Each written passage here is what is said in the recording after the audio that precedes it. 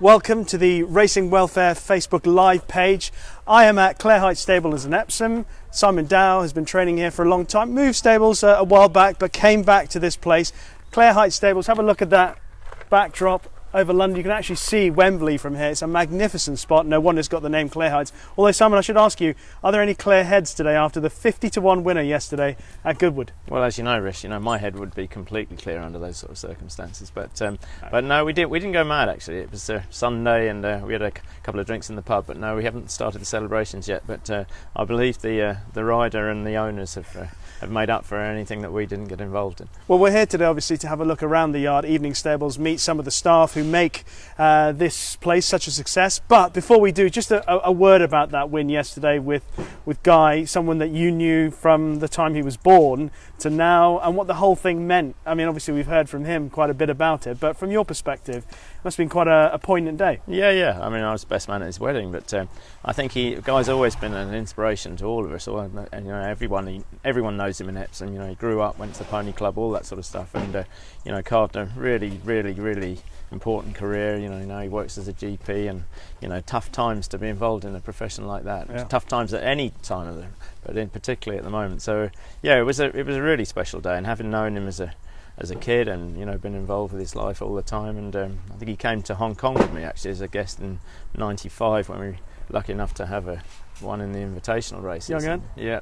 Good horse. Yeah. Yeah, and it was amazing, really incredible, and he gave him a good ride. I mean, leaving aside, we talked about it earlier, but leaving aside his, the disability aspect of it, for a fella at 46 years old to have maintained firstly the enthusiasm for it through all that period, and also to have kept a level of fitness so that he can do it it's quite some achievement. He's always driven himself a bit harder than he needs to, but of course, you set your heart on riding a winner, and that was almost kind of like stuck in a time warp for him. Yeah. Well, hearing Simon talk about that makes me feel about that big, because I'm roughly the same age as Guy, so not quite as fit, but, not quite as fit. Yeah. But Guy obviously plays a part here as well. He comes and rides out. The game is on. Who we'll see. Let's have a wander around the yard and meet some of the people. So it's now just after 4 o'clock on a Monday afternoon. What's happening at the yard here now, Simon? Okay, so basically the horses have all been exercised this morning, and then they've had a sort of a break in between. So everyone goes home sort of 11:30, something like that. Horses rest, and most of these horses are young horses, so they need their downtime like kids do. And then the guys coming back at 4 o'clock and basically just go around and make them comfortable, sort the litters out, make sure the beds are right, and fresh water, fresh hay. Any injuries that need doing, horse clothing, say the temperature varies, so they can't turn the temperature up and down, so somebody's got to do it for them, and then make sure everything's tidy, make sure all the horses are sound. Anything that we've had issues with in the morning or any aspects that need checking, and then we're only a tiny stable, but a couple of runners tomorrow, so obviously they'll get their extra special once over, and if the horses are leaving early for the races, then there's plans to be made and stuff to be got organised. All right. Well, we've got a collection of hard-working staff down in the corner. Let's go and meet some of them. Fantastic. So, how many people would you have working for you on a normal day, both in the morning and the afternoon? Does the number change? Not really. No, we have a couple of people that come in and ride out this time of year, and but essentially there's sort of 5 or 6 of us that are full time. We spell one person every afternoon, and then it just kind of it just seems to work quite nicely. I mean, I think when I first started in racing, 25 years ago, one lad looked after 3-4 horses, and that was their life really. And they worked on a sort of 12.5 day in 14 rotation. But now things are different, and we all muck in and we all do a little bit, and the girls take fantastic care of the horses. Well, Karen's just in that box over there. Don't look like that, Karen. Come on, come over here just for a couple of seconds. So we need to stay away, I think, a little bit from the boxes, but you can come and stand. Now, Karen played a big role yesterday, of course. Karen, you led up The Game Is On. You ride The Game Is On. And in fact, if I'm correct, the 3 winners that Simon's had since we returned back from lockdown, you ride them all in work? My little ponies, Yeah. Okay. So let's get an idea about your role here. How long have you been at Simon's? 4 years this year. And what is your role here on a day? She does everything. Everything I don't want to do, she does. I reckon what would be good for the sound is if Karen came and stood in between the two of Okay, us. that's good. So that way we can hear everything you're saying. So 4 years, you do a little bit of everything. Yep. What are the things you enjoy the most? All of it. Really? All of it, yeah. All of it? All of it, really. Don't let him hear you say that. No, we'll take him away. No, I honestly do. It's been I've always done it. I've always Yeah. done racing. Loved it from a little girl. That's all I ever wanted to do. And it is a way, like people say, it's a way of life. It's Yeah. not a job. We get paid to ride these animals and do what we do. Yeah. You know, I never had a pony when I was younger. I used to ride everybody else's. To actually come and do a job Really? that you love, and as I say, you get paid for. And there's nothing like adrenaline. Like yesterday, what an adrenaline rush that was. So tell me about yesterday. So you prepared the gamers on. You took him to Goodwood, and then you looked after him all the way through the whole experience. Everyone saw that Guy Mitchell, who rode him, was a little bit nervous, but obviously had the joy of it. Simon was trying to keep Guy's nerves under wraps. What were you like during the day? I was more excited than anything because of knowing obviously Guy and Simon, the family, go back a long way anyway. And for Guy to still be looking for this to have a winner on a track where he's the doctor, and we know that he was a little bit nervous, but he's been up, he's ridden him. But no, I was more excited than anything. And as I say, we saw you down there, and it was just wonderful. But I mean, he just rode him so well. It just went so perfect for someone. And then, well, it was a shame that you didn't have the crowds down there to see it. But saying that, everybody in the racecourse knew who he was. So on the way out, they were all saying good luck. Yeah. And on the way back in, they're all shouting at him. So it was like having a few more people there. But, well, yesterday obviously was a great day. That obviously lifted everything to a different height. But on a normal day, some people may say, look, when it's in the winter, this is a tough job. You've got to get up early. It's dark. It's cold. It's unpleasant. But you seem to have this smile on your face that doesn't matter what the weather's like, I'm enjoying what I'm doing. We've done it for so long, like Simon said, we go back when we first started, when you used to look after 3 horses, and things have changed, whether it's for the better or for the worse, for the lads wise, things have got better for them. But different yards do things differently. But like I say, you wake up in the morning. When you wake up in the morning, you don't want to go to work. That must be horrendous. Yeah. Okay, some of us, you might have had a wine too many, but you get up. Did you last night have a wine too? I did actually have a wine. Okay, I did have a wine. And deservedly so. Never too many. No, never too many. No, you wake up and I've only really been off through injuries. I've never. Right. I don't think I've had days off sick. No. Yeah, I don't bounce very well these days. But no, you get up, you go in, you wonder I pretty much know what horses I'm going to be riding. You've got waterproofs if it rains, you dry off. Like somebody said, it's only skin, you only get wet and that's it. Just keep yourself busy. What's the saying? There's no such thing as bad weather, just bad clothing for the weather. Yeah. I haven't heard that one. I'd like someone to make some proper waterproof trousers. Right. That actually there work. You go. First thing that we need to take away from today. Yeah. Proper waterproof trousers. That work. That don't, when it goes down there and it goes down your boots and then you're wet. Yeah. Which is not very nice when you go and sit in the office, but then I have to turn the heating up and he doesn't mind. So. You try some of my golf ones, they're not too bad. I'll lend you a pair. Don't think that's probably on the slightly big side. But Karen, the horses in the yard, you get so close to them. We often talk to Simon on the race course. We interview him. We talk about form, about getting them right, and all that sort of stuff. You know the characters of the horses at home. What is it like trying to finesse the good ones, the naughty ones, and that sort of thing? They all have their own characters. You're right. They're like people, and I think you have got, like you say, you've got to be near them. You've got to try and understand them. Like someone wants some attention. And they are. We've got 27 in here, and you'll get a few that are just like horses. They just go through it. Monty and some of the other older ones, and then you've got obviously Roundabout, who is a 6-year-old stallion, and you wouldn't believe it. He's just an absolute pleasure.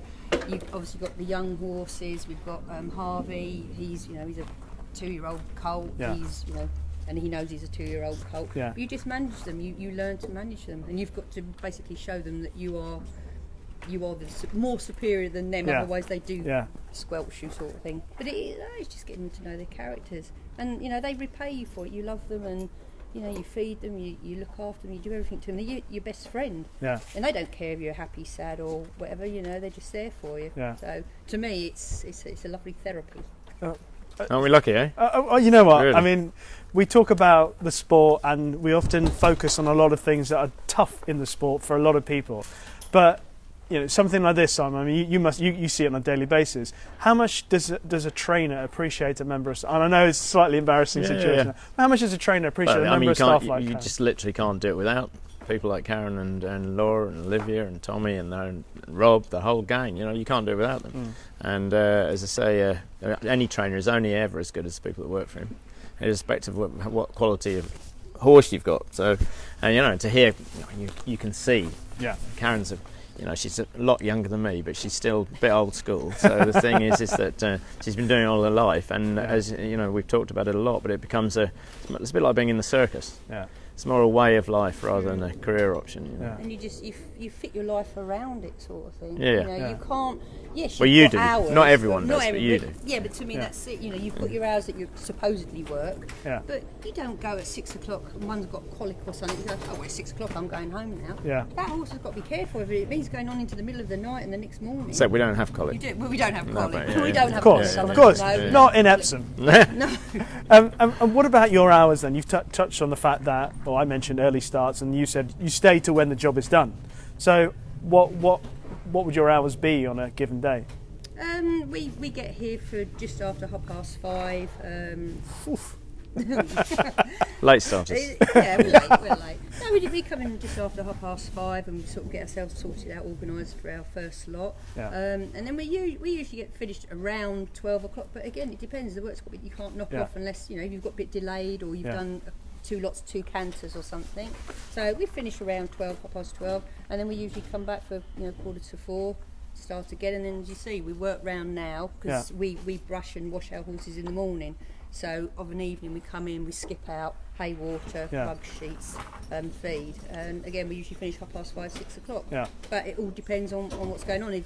Usually there's 3 of us on, but if we've got runners and that, there might be 2 of us on. But we just mosey on round and get the job done. I'll tell you what, Simon, she could do your interviews for you as well, in fairness. I mean, perfect. Pretty good talking. Absolutely. Can we just have a look at Roundabout Magic, if that's okay? Because he might be... Well, actually, he's not. I'll take away the mic. He is my favourite horse in this yard. Because he has... how many races has he won at Lingfield? I mean, surely they're going to name a... 7 races at Lingfield. So far? Yeah, so far, yeah. So he's not far. finished yet. Yeah, no, absolutely. I remember when he first appeared for the syndicate. One or two people kind of doubted about his ability to win a race. Yeah. And I used to think, just let him bolt, just go, let him go. Yeah. I used to say to you, why don't you just let him roll? Run, yeah. And then you're like, no, he's much better, but he settles lovely now. He does, yeah. I think he was first start of his career. He was about 10 clear with Kieran Schumacher turning in, and everyone thought, bloody hell. And then as you say, he had to learn a little bit about racing, and he's only a pony. I mean, it's only in his grade, but he's just one of those horses that's such an important part of a little stable, because not just because he's been successful and he's done well, but he sells horse racing to his enthusiastic team of owners. Absolutely. Well, so there's 40 shares in him, and people have come and gone as his career has evolved. How tall is he? I'd say he'd be 14.3. Yeah, 14. Incredible. Yeah. Incredible. Yeah. But you're saying he's obviously an entire stallion, and he's chilled out. Would you have had many horses that have been an entire his age that are as relaxed as No, I don't think so. No, he's a very unusual horse. When's he going to run next? Lingfield, probably. Yeah, I mean, there's the first Lingfield one. I was just looking this morning, isn't it? Until October, so he might run. He might have another run. He goes okay at Chelmsford. He goes all right at Wolverhampton, but when you've got the races, Lingfield's his place. If there's ever a horse that has now really nailed that slingshot off the bend. Yes. At Lingfield, it's Roundabout Magic. Right. Karen, thank you very much. I'm going to meet a couple of the others. Well done. But just have a look at that. Karen with a horse that she loves. It's the sort of thing that you can't really, you can't advertise enough to say in the sport of horse racing what a great thing it is. You got Laura with Busted Ice. Laura, don't hide. Laura's actually the TikTok queen. Just careful before. Yeah. Laura's the TikTok queen in this yard. Should we go across like that? Yes, let's split this way. Like that. So what about you?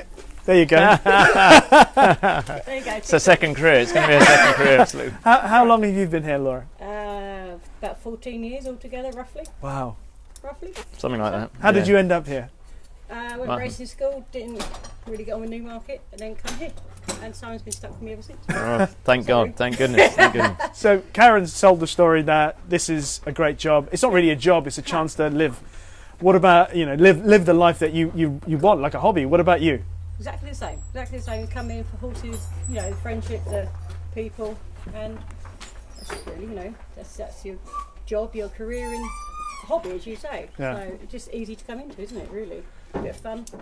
And would I be right in thinking that although in certain yards you have like higher up people do these are the jobs, Simon and Karen have both sort of suggested everybody does a bit of everything, and that's yeah. It's just all like hands-on and sharing's just what we do. Like mix and match the jobs and just roll like that. Laura does a really wonderful job. She does a wonderful job, full stop. But she takes the horses. She takes a lot of our horses to the races, and she's got her own following on Twitter, people who say that lovely girl with blonde hair who leads your horses up, and generally leads your horses up when they win. So it's nice. It's always been fantastic with Laura knowing that when they go off to the track, I don't have to worry about it. Yeah. Because she's going to take wonderful care of them, and it means a lot to her, and I'm very lucky and appreciate no end what she brings to the table. It's lovely to hear that. Laura, what though would be the challenges in the job? What's the hardest part of? Would it be when you've got to travel, say to Wolverhampton for an evening meeting, things like that? Would that be the things that make the job a little bit more testing? For me at the moment it probably could be, because obviously childcare and things like that, but it's very flexible, and if you can get the care for the child, you're fine. It depends on how late back you are, but I don't mind going wherever, just follow my travels, me. Who have we got here? Busted Ice. And what's the story with Busted Ice? Where did he come Busted Ice from? was the property of Andreas Voller's wife in Germany, and Niall McLaughlin has bought quite a few horses for us over the years. He recommended him, and we bought him for a local owner, Mike Convey, who had Native Fighter, actually won a hurdle race yesterday. Yeah, that's right. But he won a few races for us, and Mike bought this fella as a kind of another bit of fun to look forward to. He's a 5-year-old. He won a Class 3 in Hanover a couple of weeks ago. Okay. And what's he like as a character? He seems very nice and placid and just calm and nice to do things with, and just laid back and relaxed. Brilliant. Like the vibe of this yard, really.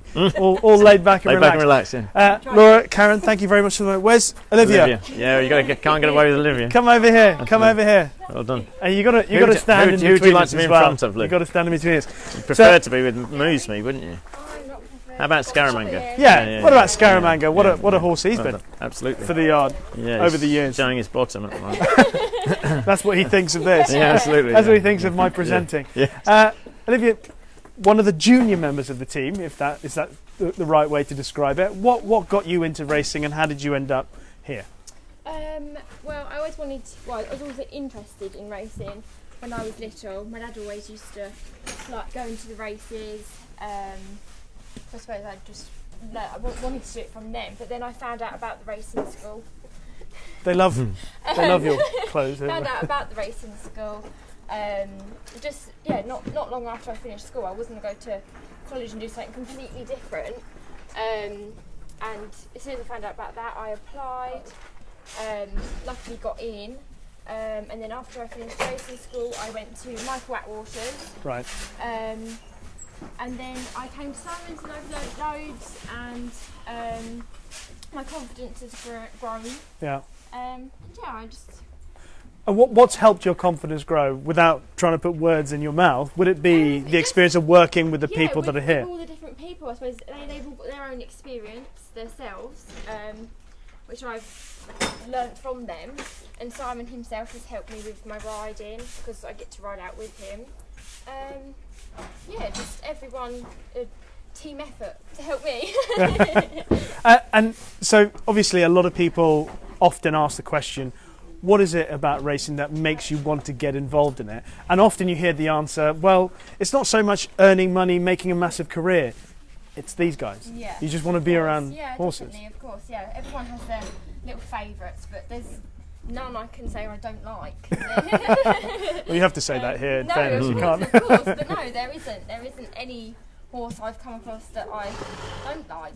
They're all different in their own little way, and of course some of their characters are a little bit naughty and cheeky. And Who's the naughtiest, do you think, in the yard?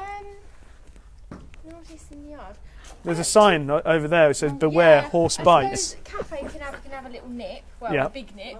And Mongo's a little bit naughty for Rob. Right. I don't think you're one who's stuck in a stable. No. Harvey, of course, yeah. Who's Harvey? Big 2-year-old colt. Oh right. Oh yes. He's already had one mention on the show. Yeah. So yeah, that would be him. Okay. But yeah, everyone else. And do you have an ambition of where you want your career to take you in racing? When I first got into racing, I wanted to be a jockey.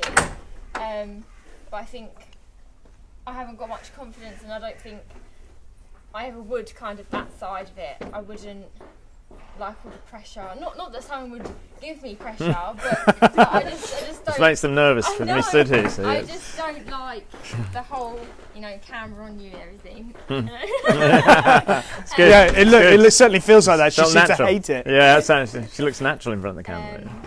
Thanks.